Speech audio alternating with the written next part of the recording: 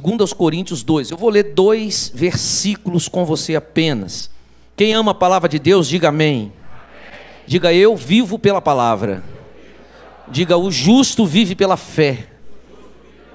Aleluia, você vive pela fé, pela palavra. E quando você olha para o futuro, o que você vê? Se você olhar pela ótica da palavra, da Bíblia, você vai olhar para o futuro com esperança, diga amém. Se você olhar com os olhos da fé, você vai olhar com convicção, com esperança, com alegria. Se você não olhar, é bem provável que você olhe para frente com medo, com preocupações, com ansiedades, porque é esse sentimento que o mundo causa em nós. Mas nós sabemos que tem um Deus que governa todas as coisas, e Ele está aqui nesta noite, aleluia, para nos abençoar. Vamos ler só 2 versículos da palavra. 2 Coríntios 2, o primeiro é o versículo 11, tá bom? Preste bastante atenção, se você tem Bíblia, é muito importante, e o melhor mesmo é trazer caneta e papel, sempre nos cultos, e anotando o que Deus vai falando, para não perder nada, e durante a semana você vai ruminando tudo isso, e se fortalecendo, em nome de Jesus. Versículo 11 diz assim: para que Satanás não alcance vantagem sobre nós, pois não lhe ignoramos os desígnios. Vamos ler mais uma vez juntos, versículo 11, 1, 2, 3. Para que Satanás não alcance.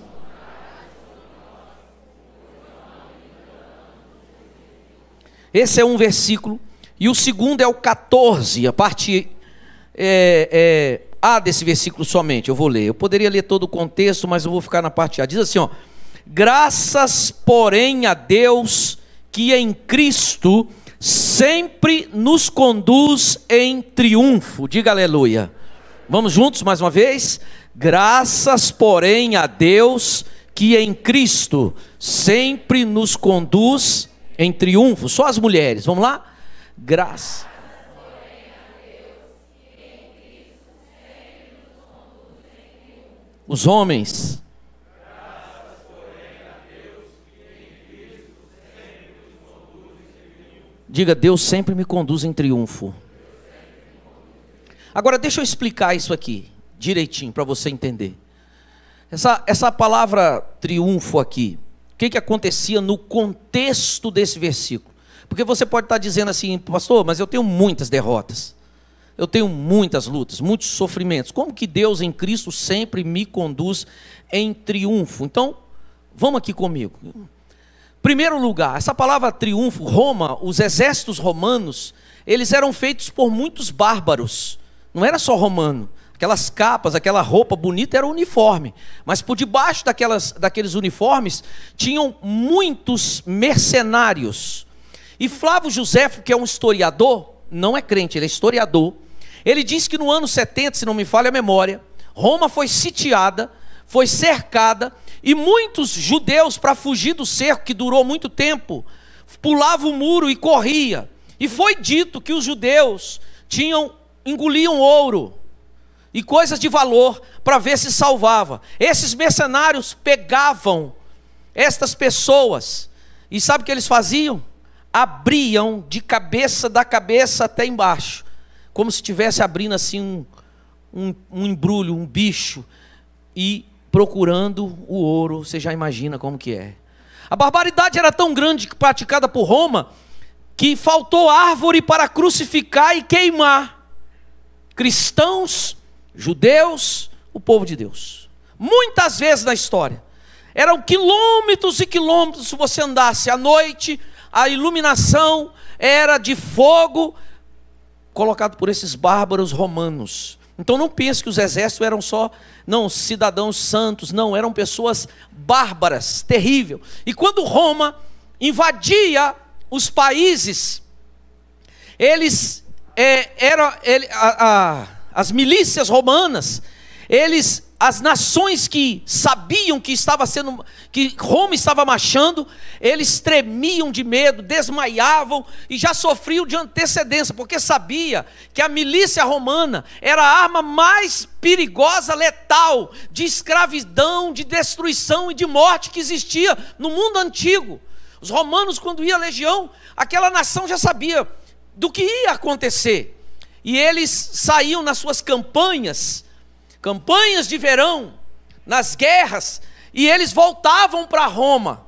E quando você vai em Roma hoje, você vai ver o Arco do Triunfo lá em Roma, e no Arco do Triunfo lá, tem uma escultura de judeus e de romanos entrando com a menorá. Menorá é esse candelabro aqui, ó, que é um dos símbolos de Israel também, mas também Apocalipse diz que é um símbolo da igreja. Apocalipse capítulo 1 diz a Bíblia que o anjo andava, e o Senhor perguntou, quem é esse? Ele disse, esses castiçais de ouro, e ele disse, é a minha igreja. Então isso aqui é um símbolo seu, você foi feito para iluminar, você foi feito para, aleluia, ter o fogo do Espírito Santo na sua vida. Você foi feito com um propósito definido, você está aqui não para ser apagado, é o diabo que quer apagar a sua luz. Ó Deus falando, que isso não estava na mensagem. É o diabo que quer te ofuscar. O diabo diz assim, brilhe menos, porque seu brilho me incomoda. Ele quer que você ande apático, triste, cabisbaixo, mas Deus quer que você brilhe. Deus quer que você brilhe mais, brilhe mais. Você, olha a mentira contada, que o seu brilho pode mexer com o seu ego, com o seu egoísmo, seu orgulho, você pode ficar soberbo. Ao contrário, quando você brilha, você glorifica o nome do Senhor. Quando você prospera, mais influência você tem. É claro, se você está no foco certo, mais influência você tem para expandir o reino de Deus. Quem está entendendo, diga aleluia. Diga, Deus quer que você brilhe. É verdade, irmãos, e nessa noite o Senhor está acendendo a chama no seu coração, no seu espírito, nos seus olhos. Os olhos são a candeia do corpo. Quando você olhar para alguém vai ver firmeza, vai ver esperança, vai ver ousadia, vai ver o brilho do Espírito Santo. Diga aleluia. Você sabe da história do vagalume e da cobra, né? A cobra persegue o vagalume. Eu estou falando da palavra triunfo, do versículo que lemos aqui agora, 2 Coríntios 2,14. Graças, porém, a Deus que em Cristo Jesus sempre, diga sempre, me conduz em triunfo. Eu estou explicando o que é triunfo.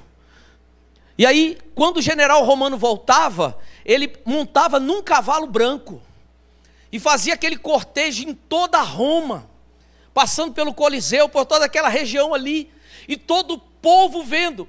E ele vinha andando, e atrás dele, vinha em primeiro lugar os reis que eles conquistaram e seus impérios.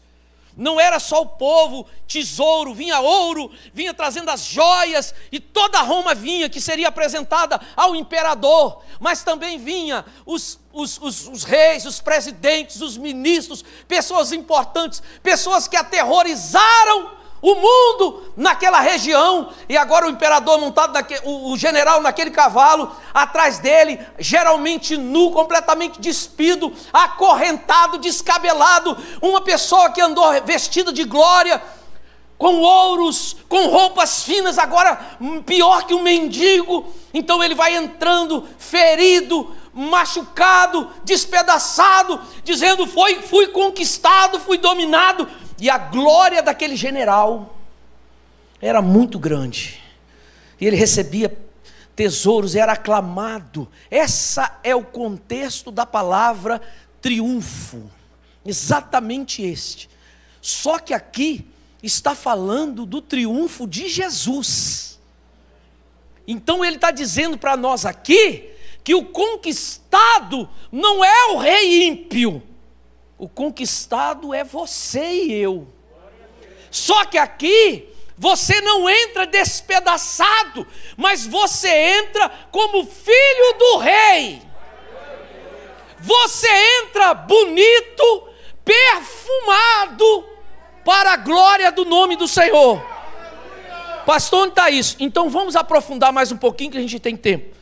Eu quero ler para você aqui rapidamente esse versículo nessa versão do grego, para você entender um pouquinho mais.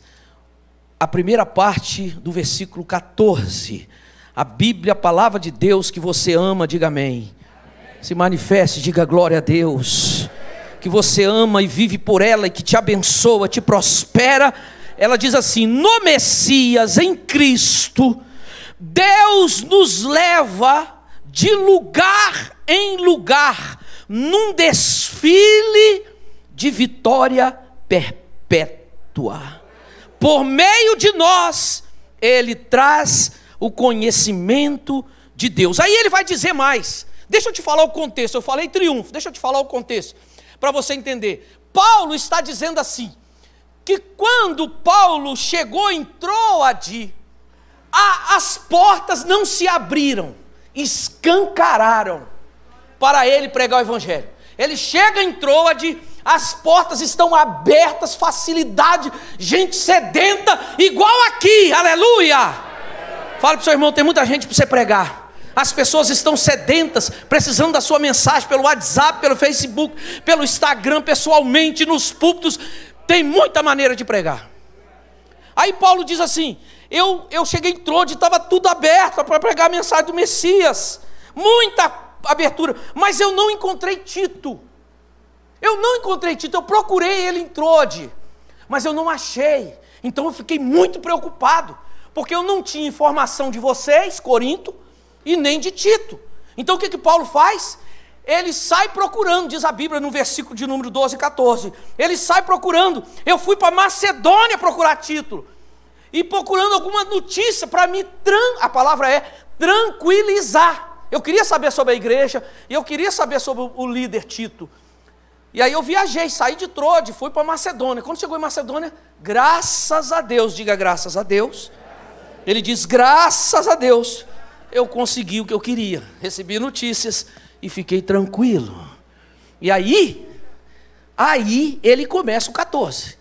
E ele diz assim, porque Deus, em Cristo, sempre nos conduz em triunfo, num desfile, onde o nosso, você vê em Apocalipse que Jesus volta num cavalo branco, onde Cristo está na nossa frente, e nós andamos atrás, mas não acorrentados, libertos. Não é qualquer um que pode estar nesse cortejo, não, só os lavados e redimidos pelo sangue do Cordeiro. Você foi conquistado. Você pensa que você que veio para Jesus? Não, a Bíblia diz em João, não foste vós que escolhestes a mim, mas eu vos escolhi e vos designei que vades e des frutos. Então diga, Deus me escolheu. Diga, Deus me escolheu. Mas isso não é tudo, porque Deus está escolhendo muita gente. Tem muita gente dizendo não, rejeitando.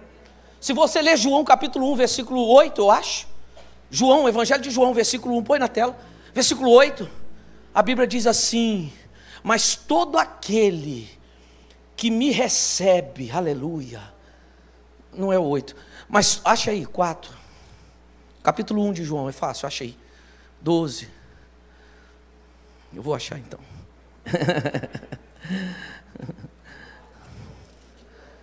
12, obrigado. Mas a todos quantos o receberam, Jesus te escolheu, Jesus vem a você, Jesus usa você para ir a Ele, Jesus usa o Espírito Santo, Jesus usa os anjos, mas você é que escolhe. Se você não se receber o que Jesus tem para te dar, você vai para o inferno. Mas se você recebe, olha o versículo, vamos ler? Mas a todos, é a palavra de Deus, mas a todos quantos os receberam, deu-lhes o poder, de quê? Peraí, irmãos, eu nasci, então não quer dizer que eu não sou filho de Deus? Eu sou homem, nasci no ventre de minha mãe, então eu não sou filho de Deus? O versículo não deixa dúvida, eu sou uma criatura de Deus. Eu me torno um filho de Deus, e tem outros versículos que não dá tempo de ler. Eu me torno filho de Deus quando eu recebo a Cristo como meu Salvador. Não é quando eu entro para a Igreja Batista Caminho da Fé, não é quando eu entro para Maranata, para a Assembleia, não, é quando eu recebo a Jesus. Olha, Mas a todos quantos receberam, não estou falando de religião, estou falando de Bíblia. Mas a todos quantos receberam, deu-lhes o poder de serem filhos de Deus, a saber, os que creem. Quando você crê, você faz parte do cortejo de Jesus. Você vai andar num desfile. E aí, se você vai em casa, você vai ler esse texto, em nome de Jesus. Continue lendo. O texto diz que você vai exalar um perfume importado. Não é Boticário, nem Natura, e nem da Europa, é do céu. Você pensou que eu ia falar mal dos perfumes? Não. Tem muito perfume nacional bom. Da Avon tem ainda? Por que você está rindo? Sua mãe usou muito. Comprava das revistinhas. Quem já comprou das revistinhas? Agora é Jequiti. O texto aqui embaixo vai dizer que você, quem ama a palavra, diga amém. Quem está entendendo, diga aleluia. O texto vai dizer que você exala um perfume, uma fragrância, um cheiro bom. Você já abraçou uma pessoa e falou: nossa, não tem aquele pregador que veio aqui essa semana? Eu comprei um perfume. Tem um irmão, o Marcos, me apresentou um cara que vende perfume. E o perfume o cara traz e vende um preço mais barato.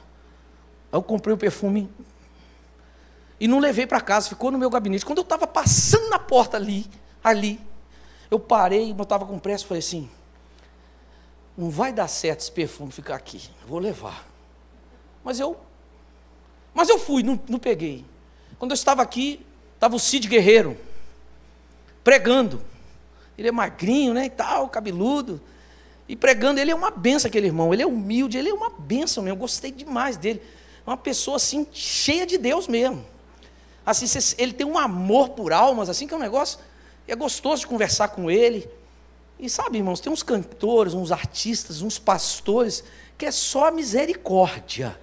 Mas tem uns que é bênção pura, amém? Esse que vos fala é bênção pura, viu, Cláudio? Não ri não, irmão. Olhe bem. E aí, eu estava sentado ali, o Espírito Santo falou assim, ele contando das provas, né, que ele foi um homem muito rico. Ele disse que alguém não pagava ele 300 mil, falou: deixa para lá. Foi, irmão. Ele ganhou muito dinheiro, aquele homem, fez aquelas músicas para Xuxa, e ele ganhou muito dinheiro, e a vida dele. Mas agora ele estava numa prova, ele mostrou para mim, a igreja dele é debaixo de uma árvore. Ele mostrou a foto, mostrou o vídeo para mim e tal. E eu estava sentado ali, ele pregando aqui, não era por isso, ele estava pregando aqui. E eu sentado ali, o Espírito Santo falou assim: dá o perfume para ele. Eu falei: eu sabia que não ia dar certo. Eu falei: misericórdia. Estava na caixa, no plástico, o cara trouxe aqui, deixou coçando, pago depois pelo Zap, dia que vence ele manda: pastor, está vencendo. Eu falei: tá bom, vou depositar hoje. Ainda vem de fiado, mas falei, não deu certo o negócio. Aí eu falei assim, pensei, passou o culto, pensei: não precisa não. Acabou o culto, ele veio me entregar, ele me deu um abraço. Quando ele me deu um abraço, ele estava cheiroso, rapaz. Estava cheiroso assim, perfume, cheiro bom. Eu falei: ô glória, não preciso de dar, que ele tem perfume. Aí fui para a sala.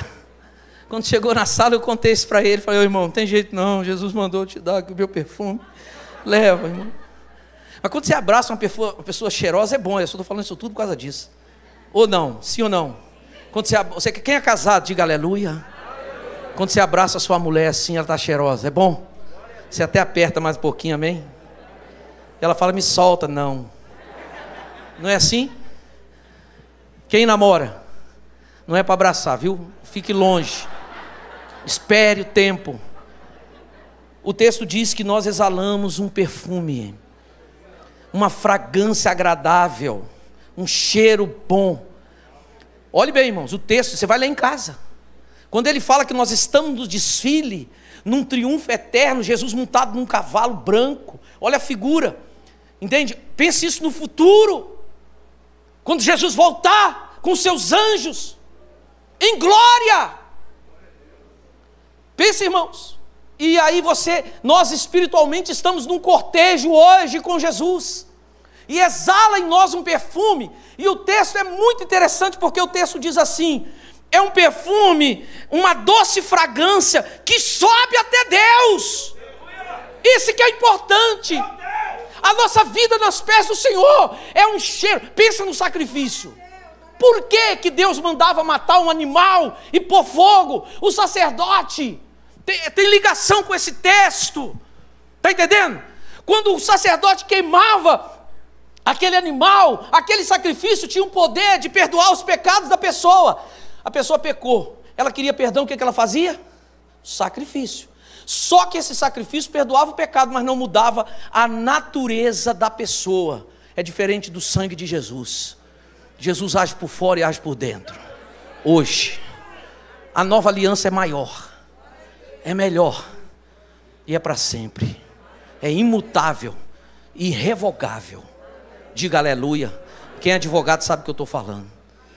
Diga: a aliança que eu tenho em Jesus é imutável, é irrevogável. Não tem argumento. Quando você aceita Jesus, ele pode dizer: mas você não pode, você é o Hitler, você é Mao Tse Tung, você é o ditador tal. Ele diz assim: eu matei muita gente, eu fiz muita barbaridade, mas eu reconheci meus pecados e entreguei a minha vida a Jesus. Você passa a ficar perdoado na hora. Não importa o pecado. Se houve arrependimento verdadeiro, a pessoa está na hora. Agora, muito engano. Esses dias eu e minha esposa estava tratando com uma moça ano passado, uma mulher casada, e ela chorando disse: mas Jesus já me perdoou. Eu falei: como que Jesus te perdoou? Eu pedi perdão. Eu falei: não acredito nesse perdão, irmã. Não acredito nesse arrependimento. É sério isso, pastor? É muito sério o que eu estou falando. Mas eu disse: você não tem perdão nada. Primeiro, que você não confessou o pecado para o seu marido. Segundo, que você não confessou para mim. Você está aqui porque todo mundo já está sabendo, foi descoberto. O verdadeiro arrependimento, você vai e pede perdão a Deus, procura a pessoa de direito. No caso dela era necessário.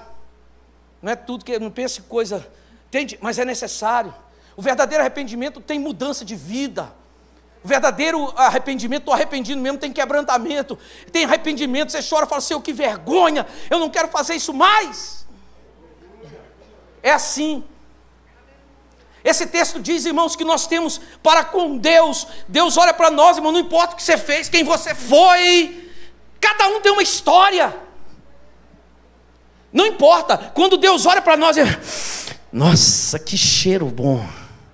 Quando você dobra seu joelho para orar, então aquela fumaça, o sacrifício, sobe nas narinas de Deus, diz o texto. É a fragrância que o próprio Deus gosta. Diga aleluia. A fragrância do louvor, a fragrância da adoração, a fragrância da intercessão, a fragrância de estender a mão para o próximo, da comida ao que tem fome, roupa ao que não tem, da proclamação do evangelho. As coisas de Deus são perfumes para o Senhor. Diz o texto. O texto também diz assim: exalamos uma doce fragrância. Eu acho que eu vou passar a gostar de perfume doce, que eu gosto de amadeirado.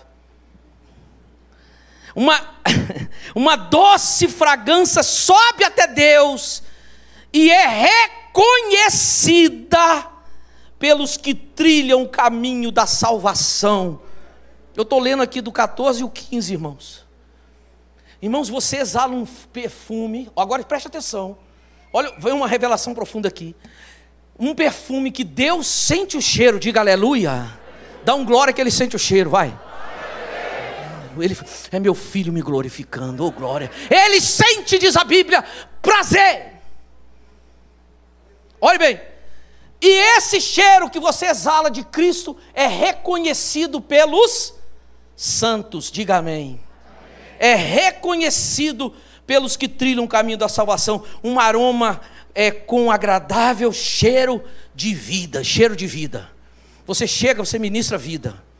Você pega um doente, você ministra vida. Você pega um enfermo, você ministra. Você pega uma pessoa emocionalmente abalada, você ministra vida. Você sempre tem uma palavra de vida, meu irmão. Já está com você. É só pôr para fora, é só liberar, é só entornar. Não tem palavra de morte. É palavra de vida, diz a Bíblia. Agora preste atenção. Um cheiro agradável. Mas, sabe, irmãos, por que o mundo não nos aceita? Porque esse cheiro seu, para o mundo, para os filhos das trevas, é como cheiro de cadáver. Vou repetir. Aliás, eu vou ler. A Bíblia diz assim: cheiro de vida para os que têm salvação, mas aquele que estão no caminho da destruição, nos trata como se exalássemos cheiro desagradável de um cadáver. Versículo 15. É o que diz o texto. Morte para quem está no mundo. Cheiro de morte. Por quê? Porque ele se sente confrontado. E nós não estamos aqui para confrontar. Quem confronta é o Espírito Santo. Nós estamos aqui para testemunhar do que Jesus está fazendo na nossa vida. Da vida maravilhosa de sentir a presença de Deus. Aliás, irmão, sentir é um detalhe. Nós, na verdade, cremos. E porque cremos, até sentimos. E porque cremos, vemos. Vemos, é como o vento. Você vê o vento passando, as folhas balançando, você sente no seu corpo aquela brisa gostosa. Mas quem está lá no mundo, os filhos das trevas, irmãos, os midianitas querem tomar nosso país. Os filhos da corrupção. E trazer para cá tudo que é depravação moral. Eles querem pegar as crianças de 4 anos de idade. Quem tem filho aqui, levante a mão. Pois é, você sabe do que eu estou falando. Eu sou pai. Um menino de 4 anos de idade. E será que ele sabe? Não sabe nem atravessar a rua. Quanto mais saber. Opção sexual. É isso que eles querem fazer, irmãos. Abre o seu olho. É verdade, a igreja precisa orar, não aceitar. Nós somos, irmãos, a coluna da verdade. A moralidade nossa não é do homem. É do Deus Santo. É Ele que diz na Bíblia: sexo só no casamento.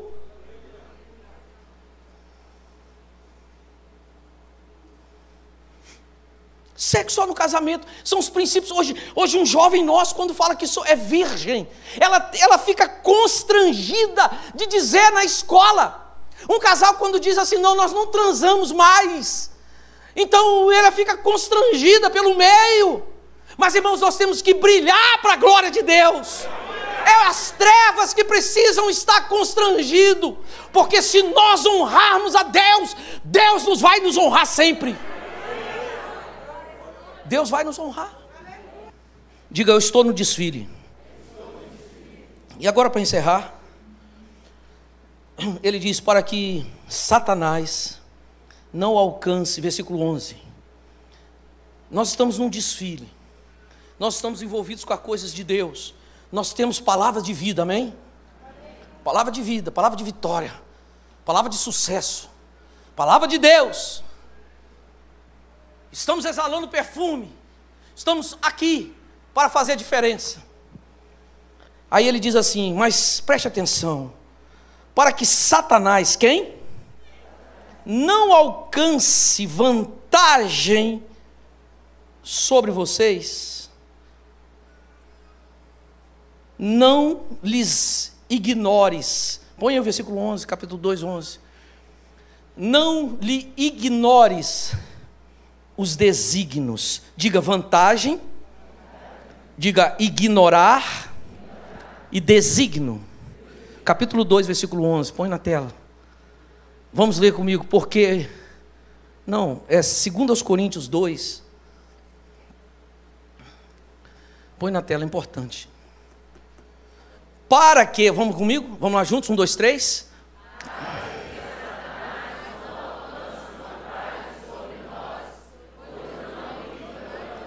Deixa o texto, por favor. 3 palavras para a gente encerrar. Você já entendeu a primeira parte? Diga amém. Amém. Ali está falando do cortejo de Cristo. Você é o dominado, você é o conquistado. Mas não é uma conquista de morte, mas uma conquista de bênção. Você não está algemado, você está livre, você não está sujo, machucado, você está curado, com vestes brancas, abençoado. Aí ele diz assim: mas presta com atenção, não ignore os desígnios de Satanás, porque senão ele vai alcançar vantagem sobre você. vantagem sobre você. Melhorinho, quando você vai correr, você estuda o seu oponente? Esse menino que faz jiu-jitsu, quando você vai lutar, você estuda o seu oponente? Poxa, tem tanta gente que faz jiu-jitsu, fez assim. Não converte aí, irmão, só lá, hein? Irmãos, preste atenção, a personalidade de Satanás é real. Escute agora, eu estou terminando, preste atenção, redobre. É muito importante isso. Satanás, o diabo, é uma personalidade real que está em busca de maneiras de destruir sua vida. E hoje, quando eu estava orando e fazendo esse sermão, eu estava descobrindo, pastor, que ele tem maneiras de destruir também a sua saúde, a sua casa, e eu vi lá a palavra igreja. Quer destruir sua igreja, quer destruir seus negócios, quer destruir seus sonhos, ele procura maneiras, ele quer alcançar. Irmãos, você precisa saber, olhe bem, como o diabo opera. Você precisa identificar os ataques do diabo na sua origem. Quando começa a nascer, você fala, ei, é do diabo. É verdade. Você precisa aprender como neutralizar, bloquear os ataques demoníacos na sua vida. Você precisa saber. Você precisa evitar os ataques, que esses ataques se repitam no futuro. É disso que Paulo está falando. No versículo 11. Identificar, bloquear, neutralizar, conhecer a mente do diabo. Pastor, mas como? Olha, pela Bíblia, irmão. Você que está na internet. Pelo texto. É no texto que Deus vai descortinando para nós. Esta palavra, esse texto está cheio de sabedoria e responde essas perguntas. E esse texto, essa palavra vantagem, no grego, pleonecto, significa, essa palavra vantagem significa suplantar, enganar, tirar vantagem de alguém através de um meio sinistro e ardiloso. Suplantar, enganar, vantagem, ele te engana, entendeu? Olhe bem, Satanás faz, ele vai tirar vantagem de você, ele quer tirar vantagem, é o que essa palavra vantagem significa, de um meio sinistro, um negócio sinistro, que você sente vergonha, mas ele faz na oculto, então você não sabe, mas se descobrir a origem, você fala, é podre, é suja, tem sangue, tem morte, é por isso que chegou isso aqui, isso é sujo, isso é obra do diabo. Essa palavra vantagem, ela traz, é duas palavras, pleon, no grego, significa mais, significa o quê? Mais. Essa palavra vantagem é formada por duas palavrinhas, uma é pleon, mais, e a outra palavra eixo, e eixo significa ter. Então essa palavra vantagem é ter mais. Quando essas duas palavras se unem, então ela fala de uma ganância, pleonexia, é a raiz da palavra ganância, vantagem. Então olhe como é o espírito dele, eu estou te falando como ele é por dentro. Satanás tem um desejo incontrolável, Rodney, para ter vantagem sobre você, e usa os meios sinistros, meios ardilosos, meios sujos, para te ter vantagem sobre você, para te suplantar, em todos os sentidos, diz a Bíblia Sagrada. Alguém cujo desejo ardente por alguma coisa é tão intenso, que a pessoa fará o que for necessário, para obter o que deseja. Vantagem. Não é simplesmente ganhar um lucro, não é nada disso, não. Ele está falando aqui, para que Satanás não ignore os desígnios, para que ele não alcance vantagem, porque ele vai fazer de tudo para te prejudicar, dia e noite. A segunda palavra é alcançar, é vantagem. O diabo usará qualquer método que for necessário. A outra palavra é ignorar. Ignorar. Essa aqui é forte, irmãos. Agnói refere-se à ignorância de alguém ou falta de certos fatos, cometer erros por falhas devido à falta de entendimento. Essa palavra ignorar é a pessoa que não tem conhecimento, ela não procura ter, e ela erra muito, porque ela não procura ter, e Paulo está dizendo, não faça isso, procure conhecer o seu inimigo. Olhe bem, a palavra trata alguém que está no escuro, ou não tem ideia do que está acontecendo. Já viu a pessoa alienada? Igual os filhos dele estão indo para as drogas, a mulher, o casamento está acabando, e ele está feliz da vida, não sei porquê. Mas ele está alienado, ele não está sabendo o que está acontecendo, ele não está vendo. É disso aqui, essa palavra ignorar. Essa palavra, irmãos, afirma, é a mesma palavra para gnosticismo. Sabe que a pessoa fala, eu sou agnóstico. Agnóstico é que não crê em Deus, não crê em nada. Então, na verdade, no grego, quando a pessoa diz que ela é agnóstica, ela está falando que ela é ignorante. É o termo da palavra, é a essência da palavra. Então, irmãos, por exemplo, você acredita que essa doença vem de Deus. Aí o que a pessoa faz? A pessoa ora, agradece a Deus pela prova que ele está passando. Mas na verdade a origem daquela doença é maligna. Isso é ignorar, falta de conhecimento. E Paulo está dizendo, não ignore os desígnios de Satanás, para que ele não alcance. Eu vou resumir tudo agora. Mas a última palavra é desígnios. Essa fala de naus é mente, naus é pensamento. Então ele está dizendo o seguinte, você precisa conhecer, eu vou resumindo, a cabeça do seu inimigo. Se você tem essa Bíblia do Russell Shedd, essa Bíblia todo mundo tem, é uma Bíblia antiga, Russell Shedd põe aqui, desígnios, é naus, é pensamento, literalmente é mente, pensamento. Para você não ser vencido pelo inimigo, é necessário você saber como ele pensa. E como que você sabe que ele pensa? Pela Bíblia, estudando a Bíblia. Você vai discernir, você vai evitar ataques no futuro. Quando acontecer alguma coisa na sua casa, você fala, epa, a Bíblia diz que a nossa luta não é contra sangue nem carne, mas contra principados e potestades. A nossa luta é espiritual. E Deus nos mostra através de sonhos, sim ou não, irmãos? Eu tive um sonho, estava viajando com Glaucia, contei para ela o sonho, andando numa trilha, e contando para ela, amor, esse sonho, e oramos, e tudo bem. Quando foi hoje, parte do sonho aconteceu, eu disse, bendito seja Deus, porque Ele já mostrou, já falou, já revelou, e foi tudo desembaraçado. Aleluia, glória a Deus mesmo, irmão. Irmãos, Russell Shedd diz assim, é necessário saber como ele pensa. Ele pensa, você conhecer. E nessa noite eu encerro agora, dizendo para você que Deus nos colocou atrás dele, num desfile. O diabo, quando olha para você, o diabo olha para você com tanto ódio, e ele diz, como pode uma criatura finita, fraca, ser portador do Espírito de Deus?